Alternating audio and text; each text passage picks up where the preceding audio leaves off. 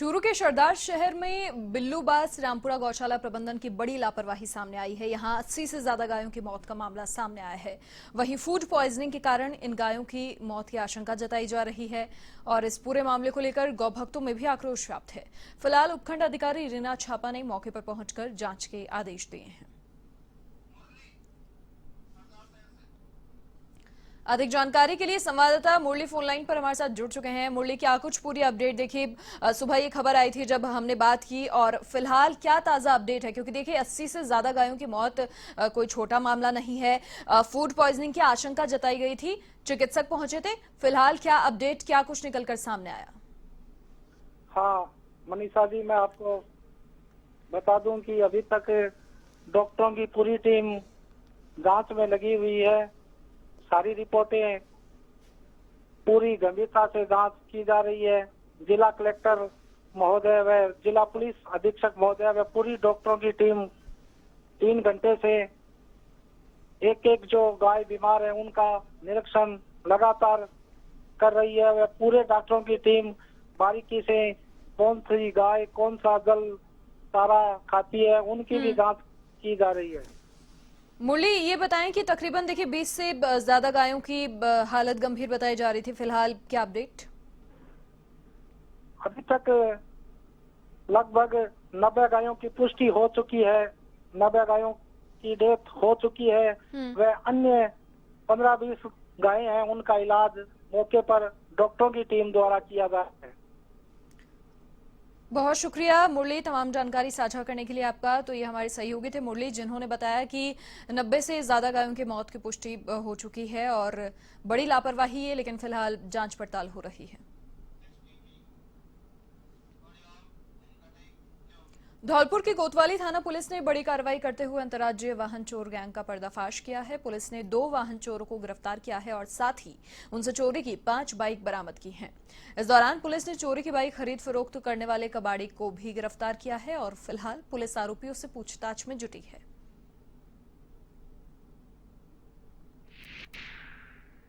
कस्बे में कई दिनों से हो रही वाहन चोरियों को लेकर टीम गठित की गई थी, जिसमें 3 व्यक्तियों को पकड़ा गया। 2 वाहन चोर हैं और एक जिनको वो मोटरसाइकिल बेचते हैं, कबाड़ी है, जो मोटरसाइकिल को काट के पार्ट्स में बेचता है। उससे कटे हुए 6 इंजन और 2 सिलेंडर और एक कटर बरामद हुआ है और 2 चोरों से 5 मोटरसाइकिल बरामद हुई है। अब धौलपुर से खबर है, जहां पुरानी छावनी गांव के राम जानकी मंदिर में हुई मूर्ति चोरी के मामले में पुलिस को बड़ी सफलता हाथ लगी है। सदर थाना और पंचगांव पुलिस ने इस मामले का खुलासा करते हुए 2 शातिर चोरों को गिरफ्तार किया है और साथ ही आरोपियों से चोरी की मूर्ति भी बरामद की है। फिलहाल पुलिस दोनों आरोपियों से पूछताछ में जुटी है।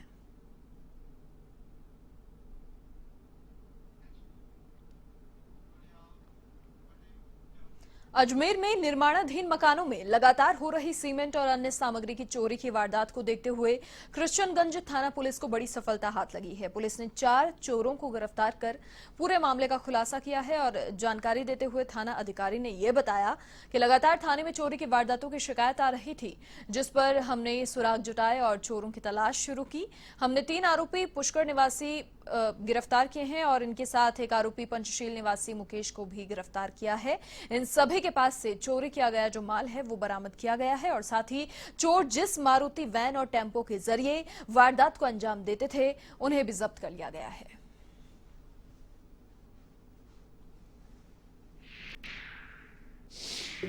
थाना कृष्णगंज अंतर्गत काफ़ी दिनों से कंप्लेंट आ रही थी कि निर्माणाधीन जो भवन बन रहे हैं उनके अंदर से सीमेंट के कट्टे और मोटर वाइब्रेटर मशीनें, जो भी निर्माणाधीन सामग्रियां हैं वो चोरी हो रही है। ये लगभग हमारे पास 9 कंप्लेंट आ चुकी थी। इन कंप्लेंट पर थाना कृष्णगंज ने कार्रवाई करते हुए आज 4 अभियुक्तों को गिरफ्तार किया है।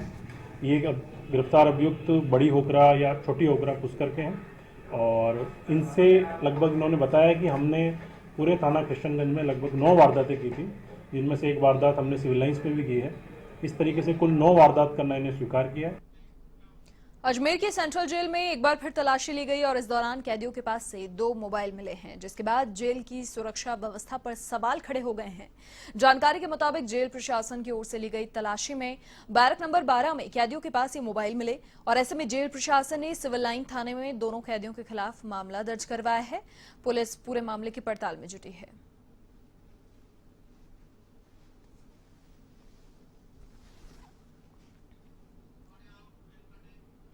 दौसा से खबर है, बांदीकुई में चोरों के हौसले बुलंद हैं। यहां चोरों ने बसवा रोड की एक दुकान पर धावा बोल दिया और इस दौरान चोरों ने दुकान में रखा करीब 60,000 रुपए का माल साफ कर दिया। चोरी की सूचना पाकर मौके पर पुलिस पहुंची, मौका मुआयना किया और फिलहाल पड़ताल जारी है।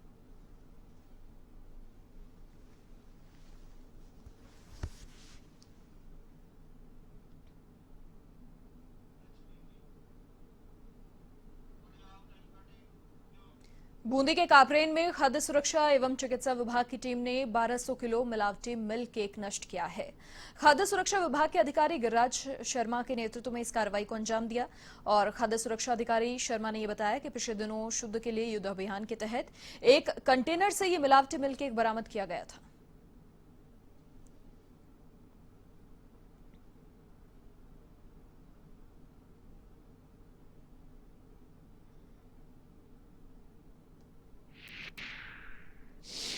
तो इसके तहत एसएचओ कापरेन से हमें इन्फॉर्मेशन मिली थी कि भाई हमने कोई गाड़ी पकड़ी है जिसमें कोई मिठाई उठाई है मिल्क केक के नाम से बिकी कोटा में सप्लाई होने के लिए जारी है। तो वो संदिग्ध है मिलावट की उसमें आशंका। तो उनकी सूचना पे उच्च अधिकारियों को अवगत कराते हुए मैं आया यहाँ और हमने नियमानुसार कार्रवाई करते हुए जो मिल्क केक था इसका सैंपल जांच के लिए लिया। Food safety and standard act के तहत मामला दर्ज किया और इसको सुरक्षित थाने में रखवा दिया। भाई यदि अगर ये चीज़ सही होगी तो हम इसको रिलीज़ कर देंगे, क्योंकि प्रथम दृष्टया ये लग नहीं रही थी, बहुत मतलब गलत लग रही थी। तो जो इसकी रिपोर्ट आई तो वो अनसेफ आई है, मानव स्वास्थ्य के लिए हानिकारक है। ऐसी चीज़ें मानव उपभोग के लिए अलाउ नहीं की जा सकती। तो फिर आज हमने यहाँ आकर के और इसको नष्ट कराने की कार्रवाई की है हमारे द्वारा। पाली में पंचायत चुनाव को लेकर जिला प्रशासन अलर्ट मोड पर है, तो वहीं पुलिस प्रशासन भी पंचायत चुनाव के तहत अपनी कमर कस चुका है। इसी कड़ी में पुलिस अधीक्षक राहुल कोटोकी ने जिले के पुलिस अधिकारियों जवानों की बैठक ली। इस बैठक में पुलिस अधीक्षक कोटोकी ने कहा कि 23 नवंबर को पंचायत चुनाव का पहला चरण है और ऐसे में चुनाव आयोग की गाइडलाइन के मुताबिक मतदान संपन्न करवाए जाए। और इस बैठक में अतिरिक्त पुलिस अधीक्षक doctor Tejpal Singh, CO city Nishant Bhardwaj समेत कई पुलिस अधिकारी मौजूद रहे।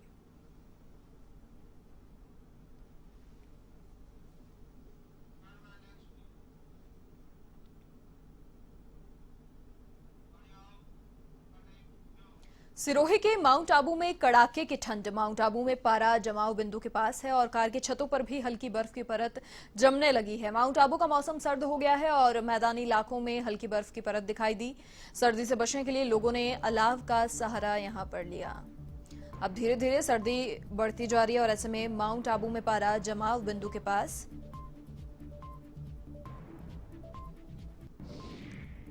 कार पर बर्फ की परत यहां पर देखने को मिली, साथ ही मैदान में भी बर्फ की परत देखने को मिली।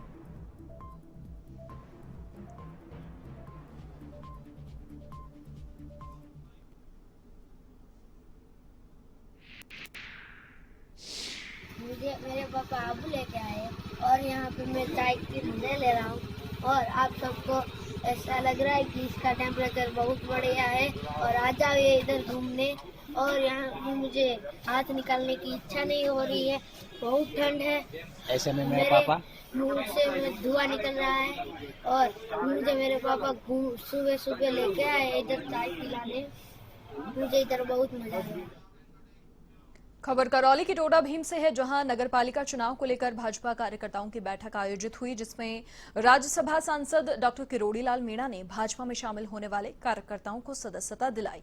इस दौरान डॉक्टर मीणा ने कहा कि कार्यकर्ताओं की मेहनत एवं संगठन की एकता से हम भाजपा का बोर्ड बनाने में कामयाब होंगे।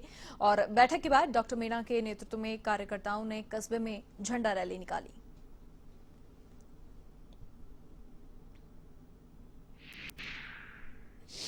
इसीलिए इन्होंने ज्वाइन किया और झब्बू लाल जी को ज्वाइन करने के बाद और श्यामलाल जी के संयोजक बन जाने के बाद हमको बहुत मजबूती मिलेगी। 1 और 11 की ताकत हमारे साथ आ गई है और हम बोर्ड बनाने में बिल्कुल आश्वस्त हैं, सफल होंगे।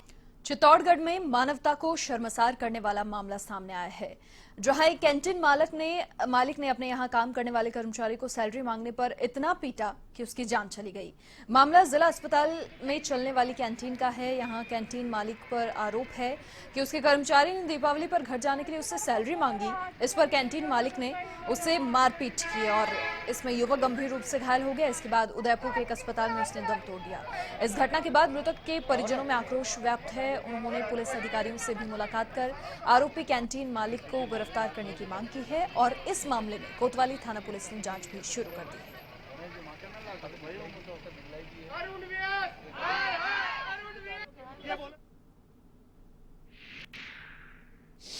वो मेरे सामने मरा हुआ, मेरे को दिखना चाहिए कि वो मर गया, उसकी एक भी पल्स नहीं चलनी चाहिए। मैंने मेरे भाई को देखा है तड़पते देखा है सर, हमने देखा है तड़पते देखा है मैंने मेरे भाई को। किसी को जहाँ से उठाते वहाँ से ब्लड निकल रहा है सर। मैं सबसे छोटी हूँ, सबसे छोटा मेरा भाई है, मैं उससे बड़ी हूँ।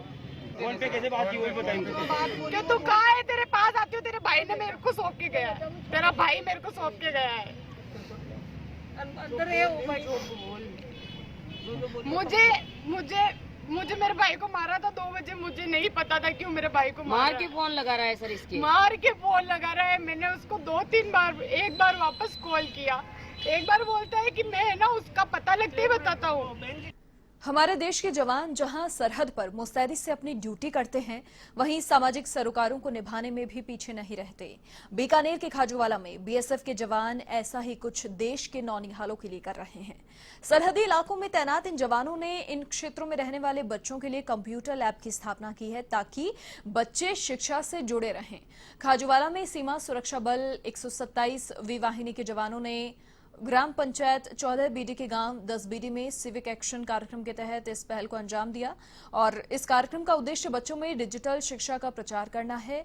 इस कार्यक्रम में बीएसएफ के 127वीं बटालियन के सीओ अमिताभ पवार सहित ग्रामीण और स्कूली बच्चे मौजूद रहे। अभियान है, उसमें यहाँ पे एक प्रोग्राम किया है और जिसको बताते हैं बहुत खुशी हो रही है कि आज हमने इस क्षेत्र के बेसिकली जो बीडी और केएमडी दोनों क्षेत्र के जो 7 स्कूल हैं, छोटे स्कूल, और एक स्कूल को कंप्यूटर सेंटर एस्टैब्लिश करने के लिए स्कूल की सामग्री दी। इसमें हमारा जो विशेष जोर रहा है कि जो छोटे बच्चे हैं और उनकी क्लासरूम्स, उनके खेल के लिए, उनकी पढ़ाई के लिए, उनके लिए स्वच्छ पानी के लिए और उनके स्कूल की जो ओवरऑल एक जो एम्बियंस होती है, जो सुंदरता होती है, उसको बढ़ाने के लिए हम फोकस करें। उसमें विशेष कंप्यूटर शिक्षा का था, अभी बच्चों को कंप्यूटर शिक्षा मिले, इसके लिए पवार साहब ने 8 KYD स्कूल को एक कंप्यूटर सेट दिया है, जिसमें 2 कंप्यूटर, चेयर्स वगैरह काफ़ी कुछ सामान है, जिससे बच्चे लाभान्वित होंगे। और साहब ने ये भी कहा है कि आने वाले समय में हम हमारे बीएसएफ से जो कंप्यूटर के जानकार हैं उनको वहाँ 8 KYD भेजेंगे।